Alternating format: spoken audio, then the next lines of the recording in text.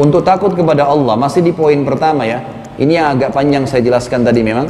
Poin kedua, untuk takut kepada Allah, kita harus yakin semuanya yang diperintahkan oleh Allah baik buat kita, yang halal itu semuanya baik buat kehidupan kita, karena dia pencipta, dia lebih tahu. Makanan kah, pakaian kah, pergaulan kah, pendapatan kah, semuanya itu pasti baik buat kita. Semua yang ia haramkan pasti buruk.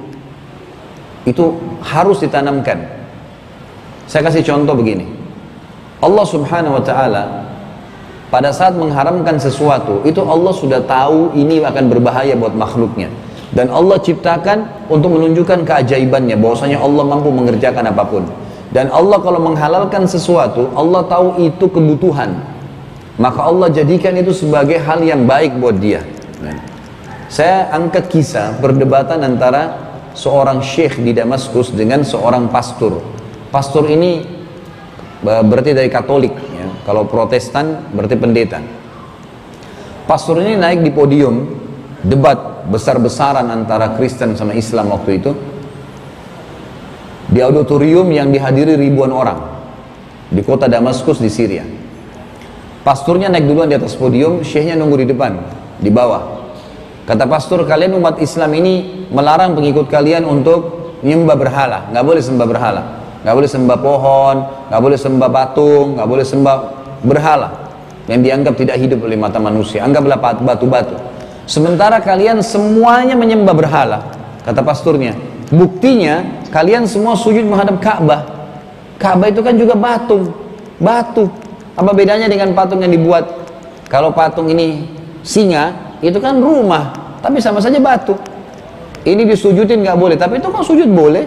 Ini nggak boleh meminta menghadap kepadanya, ini kok bisa menghadap kepadanya, gitu kan? Sama aja berarti kalian sembah berhala. Ini kalau orang belum paham pasti mengatakan benar. Ini tuh. Nanti akan ada jawabannya. Yang kedua, kalian mengharamkan babi. Alasannya mengharamkan babi salah satunya karena babi makan kotoran. Memang salah satu penyebab. Kalau dalam fikih kita, dalam hukum fikih disebutkan babi diharamkan, hikmahnya karena babi suka makan kotoran. Bahkan kotoran dia sendiri, kotoran manusia. Kalau ditaruh di depan babi itu kotoran, ya, maaf azakumullah, dengan daging misalnya, dia pilih makan kotoran. Subhanallah, hewan yang jorok memang kotor, gitu kan? Kata dia, kalian mengharamkan babi karena makan kotoran.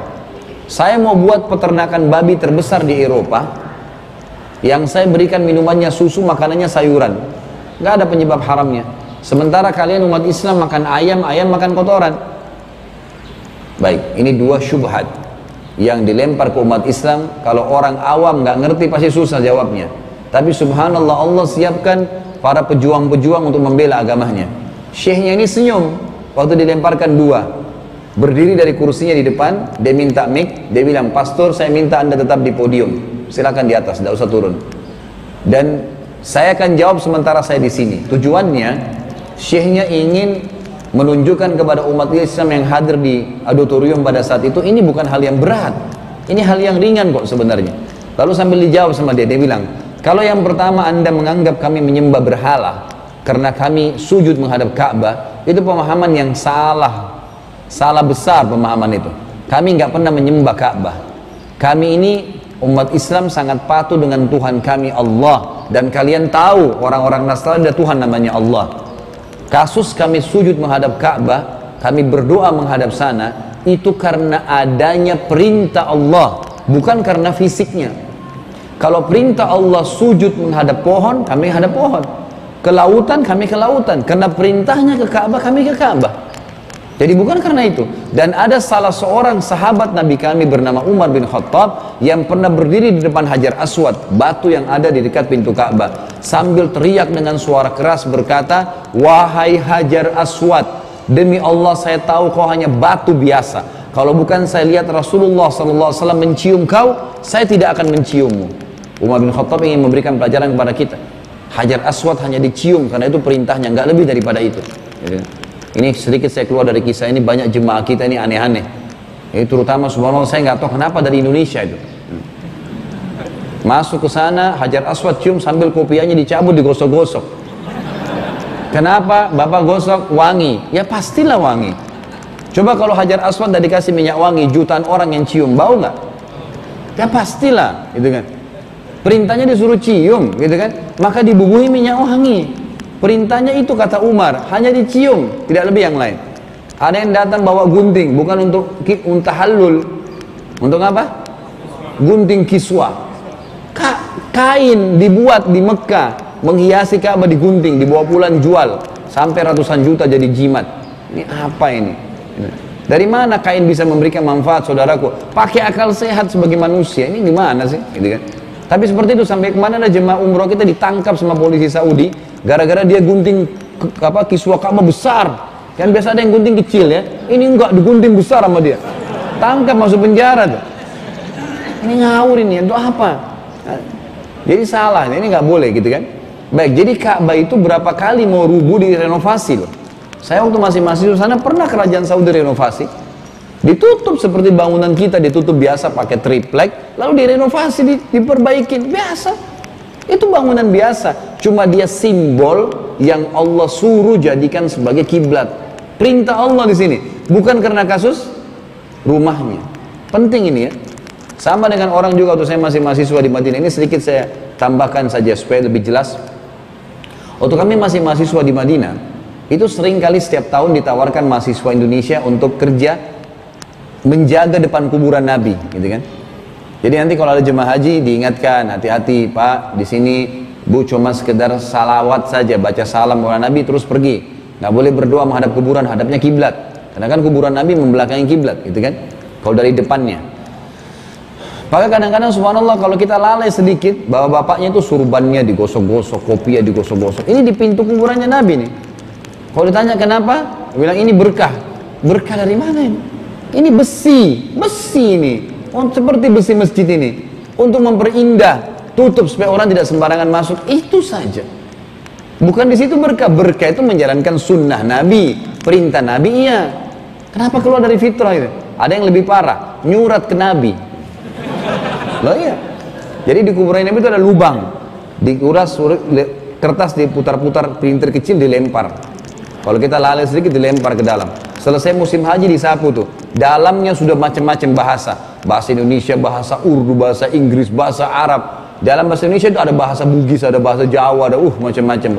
Isinya apa? Ya Rasulullah mudahin jodoh saya. Ya Rasulullah sembuhin penyakit saya. Ini kalau Rasulullah hidup dimarahin tuh. Gimana minta sama orang mati? Nabi SAW bilang sama sepupunya Ibnu Abbas dalam hadis Bukhari, wahai anak kecil, kalau kau minta tolong hanya minta tolong kepada Allah. Kalau kau punya hajat hanya sampaikan kepada Allah. Ketahuilah, kalau seandainya satu kaum ingin menyusahkanmu dan Allah tidak ingin kau tertimpa, kau tidak akan tertimpa kesusahan itu. Walaupun mereka semua ngurumunimu. Ini satu Jakarta mau susahin kita, Allah nggak mau kita tertimpa, tidak bakal kena. Dan kalau seandainya satu kaum ingin kemudahan untukmu, ada sesuatu yang ingin mereka berikan kepada kamu, dan Allah tidak ingin kau dapat, kau tidak akan dapat walaupun mereka berusaha memberikan. Ini sudah sabda Nabi SAW, dan kata Nabi, sesungguhnya semua sudah ditulis di Lauhil Mahfuz, semua ya tulisannya sudah kering, tintanya ya, dan bukunya sudah ditutup, selesai. Takdir di atas tidak akan berubah, gitu kan? Ini jelasin. Kembali ke bahasan tadi. Jadi Ka'bah kasuistiknya karena perintah Allah, nggak lebih dari itu, gitu kan? Jadi jangan kaget kenapa Ka'bah direnovasi ya, memang direnovasi, kalau nggak rubuh, gitu kan? Yang kedua, ternyata syekhnya ini kan kembali pada syekh tadi. Syekhnya ini rupanya mengikuti perkembangan teknologi, ilmu pengetahuan. Maksud saya perkembangan ilmu pengetahuan yang dihubungkan dengan agama. Jadi ternyata penelitian terakhir itu, daging hewan yang dikonsumsi oleh manusia itu bisa mentransfer sifatnya hewan itu. Ya. Itu penelitian yang terakhir. Maka ternyata adanya larangan-larangan dalam Islam untuk memakan hewan-hewan yang buas, yang bertaring. Itu bisa mentransfer sifatnya. Dan babi ini ternyata selain makan kotoran, selain punya cacing pita dan beragam macam masalah dalam hidupnya, gitu kan? Itu Allah Subhanahu wa taala juga memberikan kejelasan kepada kita tentang karakter, ada sifat buruknya. Dan itu berbahaya. Syekhnya tunjukkan kepada kita, dia bilang pada panitia, tolong panitia datangkan 3 ekor babi dan 3 ekor ayam. Jadi contohnya kan babi sama ayam, 2 jantan 1 betina. Naikkan babi dulu, dinaikkanlah babi 2 ekor jantan 1 betina, dan diperlihatkan di atas panggung, kebetulan orang lihat semua nih. Ternyata ada satu sifat jantan babi ini, kalau dia berdekatan sama jantan yang lain dan ada betinahnya, jadi istilahnya ini babi A dan babi B, gitu kan? Ini si babi C, si betinanya. Babi B ini adalah suaminya babi si C. Nah ini ada babi A yang di sebelahnya dia jantan. Ternyata kalau jantan sama jantan berdekatan dan ada istrinya si jantan yang satu ini, itu dia saling merangsang jantan sama jantan dulu. Lalu dia menggauli istrinya sendiri, kemudian dia kembali merangsang temannya untuk menggauli betinanya dia. Itu terjadi di depan mata. Jadi jantan sambil jantan saya merasa, dan dia biarkan istrinya digauli oleh jantan yang lain. Sudah dilihat? Kata syekhnya sudah lihat? Turunkan, naikkan ayam.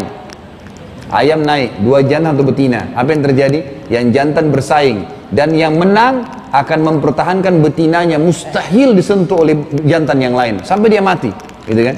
Kata syekhnya, sudah lihat? Inilah perbedaan dan perumpamaan antara kami dengan kalian. Kalian seperti babi itu, kami seperti ayam itu. Nah kan tadi perumpamannya babi sama ayam, gitu kan? Artinya kita dalam Islam punya mahram, istri kita nggak boleh sembarangan orang lihat.